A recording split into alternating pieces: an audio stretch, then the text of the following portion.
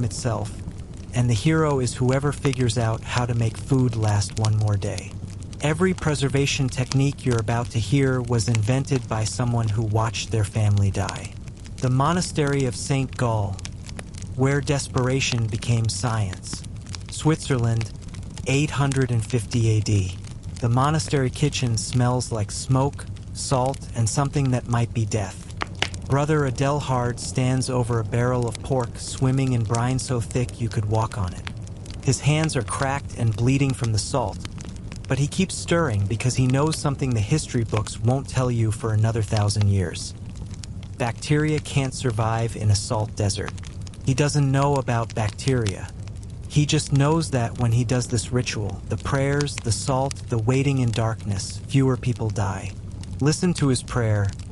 Lord, let this flesh feed us through the hunger months. It's not religious ceremony. It's a man begging the universe for the laws of chemistry to work one more time. The psychology of preservation obsession. Here's what they don't teach you. Preservation wasn't a skill. It was a compulsion. Medieval cooks developed what we'd now recognize as OCD, but their obsessions kept entire communities alive. Margot, the village cheesemaker, checks her wheels 17 times a day, not because she's neurotic, but because she's the only thing standing between her neighbors and starvation. She's memorized the smell of successful mold versus deadly mold. The difference: the successful mold smells like feet. The deadly mold smells like nothing at all. That wheel of cheese isn't food. It's a time machine, carrying August's abundance into February's despair. The birth of casu marzu, when desperation became delicacy. Sardinia, 1156 AD. Maria di Castello discovers something horrifying in her aging cheese. The cheese is moving, not just moving, writhing. Maggots, white and fat, are eating her family's winter protein. Her first instinct is to throw it away, but throwing away food in medieval times is like throwing away oxygen. She tastes it. The maggots have predigested the proteins, making it softer, tangier, more intense. It doesn't just taste good, it tastes alive. She's accidentally discovered enzyme therapy 1,000 years before we have words for enzymes. Watch her face as she realizes. The moving cheese isn't spoiled, it's evolved. The maggots aren't destroying the food. They're transforming it into something that could save her children. One woman's courage to eat the wriggling unknown becomes a delicacy that survives 8 centuries. The smoking houses of Northern Europe, temples of transformation. Norway, 1203 AD. The smokehouse behind Eric Bloodaxe's longhouse. The air is so thick with smoke you can't see your hand in front of your face. Eric hangs strips of reindeer meat from the rafters like primitive prayer flags. The smoke burns his eyes until tears stream down his face, but he doesn't leave. This isn't cooking, it's alchemy. The smoke is pulling the water out of the meat, replacing it with compounds that kill everything trying to rot his winter survival. Each piece of jerky represents another day his family won't starve when the sea freezes over. Feel the heat on your skin, the way the smoke clings to your clothes, your hair, your soul. Eric emerges from that hut transformed. He reeks of survival, and in medieval times, that smell is more valuable than gold. The emotional archaeology of medieval food. Every weird medieval food tells a story of someone's worst day. Blood sausage? That's from the day they couldn't afford to waste even the blood. Fermented fish sauce? That's from the winter when regular fish ran out and they had to make liquid protein from scraps. These weren't recipes, they were last-ditch efforts that worked. Asia. The philosophy of patient transformation. The century egg masters. When time becomes flavor. Hunan Province, China, 1368 AD. The workshop of Master Chun, egg alchemist. Master Chun buries eggs like other men bury treasure. Duck eggs disappear into clay mixed with ash, salt, and lime. A chemical cocktail that transforms life into something beyond life. The process takes months, but Chun has the patience of someone who understands that the best things happen in darkness. Watch his hands as he checks an egg that's been buried for 60 days. The shell cracks like old leather. Inside, the white has become amber jelly, the yolk a creamy, cheese-like substance that tastes like the earth itself decided to make caviar. This isn't food, it's philosophy made edible. Chun has discovered that decay and transformation are the same process, seen from different angles. The samurai's fermented fish honor in decomposition. Edo period Japan, 1603. Lake Biwa, where tradition meets necessity. Yamamoto-san has been making funazushi for 40 years, and every batch is a gamble with death. The fish must ferment for exactly the right amount of time. Too little and it's raw fish that will kill you, too much and it's rotted fish that will also kill you. The window of safety is measured in days, and he's betting his family's honor on his nose. He presses the fish under stones heavy enough to crush a man, the weight slowly expressing the moisture while beneficial bacteria wage war against the deadly ones. The smell that emerges after 3 years would make a garbage truck driver quit his job. But to Yamamoto-san, it smells like victory. The Mongol mare's milk revolution, liquid courage. The steppes, 1206 AD. Genghis Khan's mobile empire runs on fermented mare's milk. You're conquering half the known world, but you can't stop to plant crops. Your empire moves faster than agriculture. What do you eat? What do you drink? Answer is you turn your transportation into your nutrition. Mare's milk ferments naturally in the constant motion of horseback travel, becoming arag part food, part alcohol, part liquid confidence. The Mongol warriors drink this fizzy, slightly alcoholic milk beer before battle. It's not just nutrition. It's liquid courage that tastes like barnyard but hits like inspiration. They're not just drinking fermented milk. They're drinking the essence of movement itself. They turned their lifestyle's biggest limitation into their greatest advantage. Africa, the desert survival masters. The termite harvest, when insects become salvation. Botswana, 1450 AD. The annual flying termite emergence. Naledi has been waiting all year for this single night. When the rains come, millions of termites emerge from their underground cities, filling the air like a protein blizzard. She and her children race around with torches, catching handfuls of flying nutrition. But here's the genius. She doesn't eat them all fresh. She dries them in the sun until they're crispy as potato chips, storing them in sealed gourds for the dry months ahead. Each handful represents days when the hunting is bad and the plants are withered. Watch her children's faces as they crunch through their termite snacks. To them, this isn't weird food. It's the taste of security, the crunch of survival, the flavor of being prepared. The Zaire pot revelation, making ice in hell. Sudan, 1300 AD. The desert where water is life and cooling is magic. Fatima places a smaller clay pot inside a larger one, filling the gap with wet sand. As the water evaporates, it pulls heat with it, creating a refrigerator that runs on desert wind. Inside, her tomatoes stay cool enough to eat. Her meat remains fresh enough to trust. She's not just preserving food. She's defeating the desert itself. Every cool tomato is a victory against the sun that wants to kill her. Every preserved piece of meat is a middle finger to the heat that claims so many lives. The emotional weight. In the desert, cool food isn't luxury. It's proof that humans can outsmart death. Asterisk.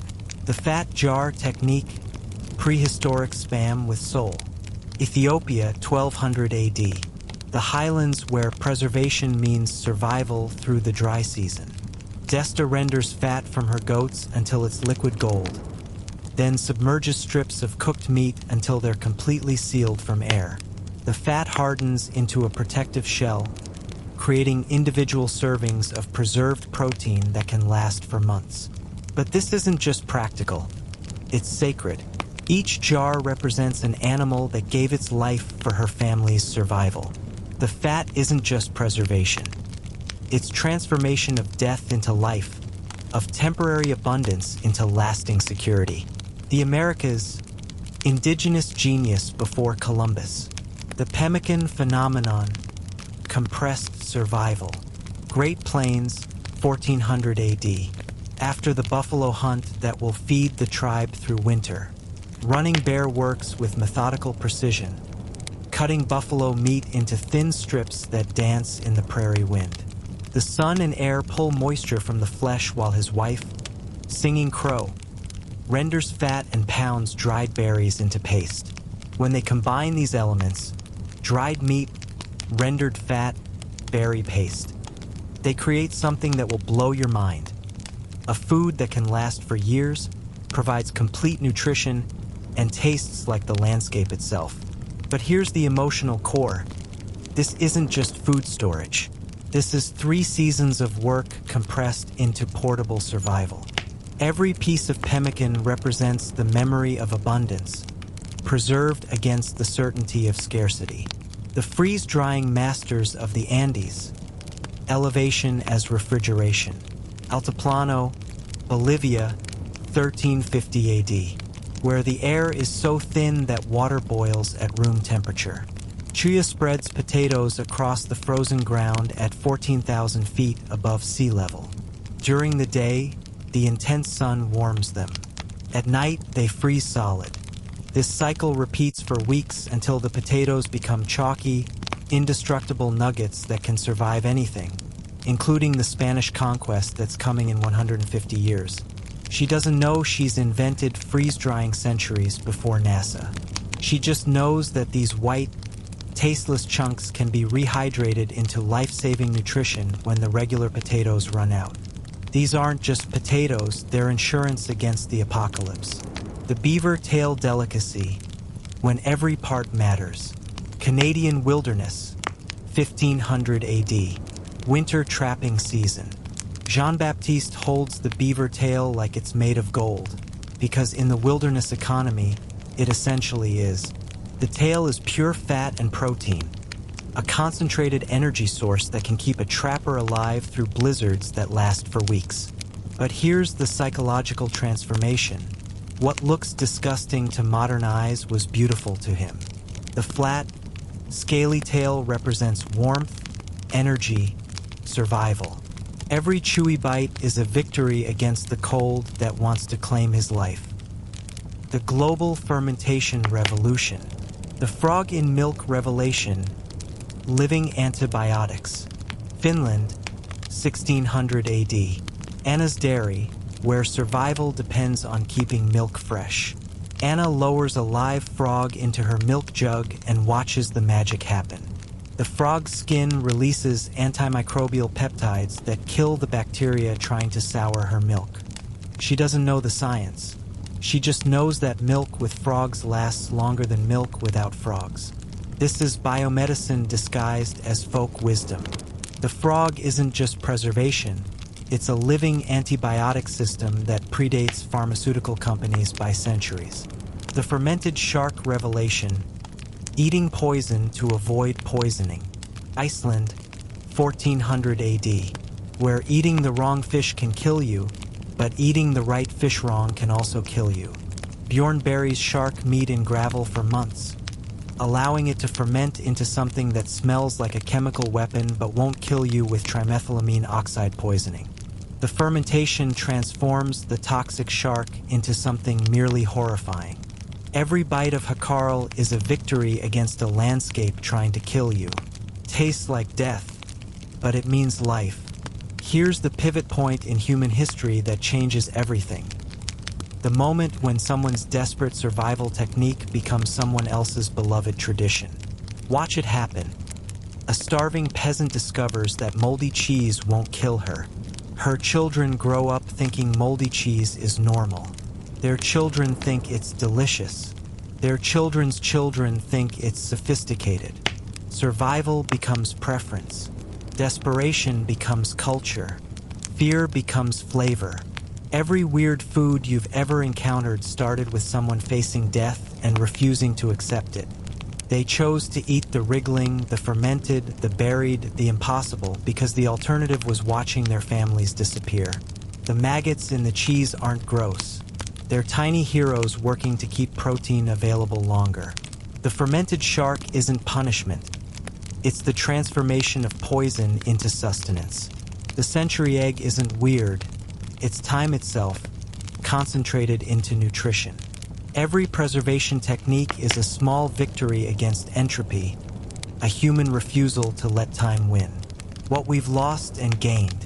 Today, you can eat fresh strawberries in December and complain that your sandwich got soggy after 3 hours.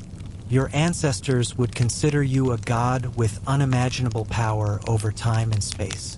But here's what we've lost. The emotional weight of food. The understanding that every meal is a victory against death. The knowledge that preservation isn't just technique. It's hope made edible. When you see someone eating insects, fermented fish, or cheese with live maggots, you're not seeing weird food choices. You're seeing the direct descendants of survival techniques that kept your species alive long enough for you to exist.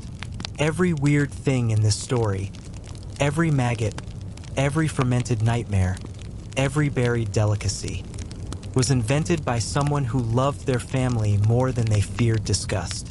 That's not weird. That's the most human thing possible. From termite snacks to century eggs, every strange bite is a love letter from the past, written in flavors we've forgotten how to read. Asterisk. The next time you see something that makes you say, "People actually eat that?" remember, someone's great-great-great-grandmother invented that dish during the worst winter of her life, and it saved everyone she loved. You're not just looking at weird food. You're looking at compressed love, preserved across centuries, waiting for you to understand the story. What weird thing will you eat today that will seem normal to your great-grandchildren? The human story of survival, one bizarre bite at a time.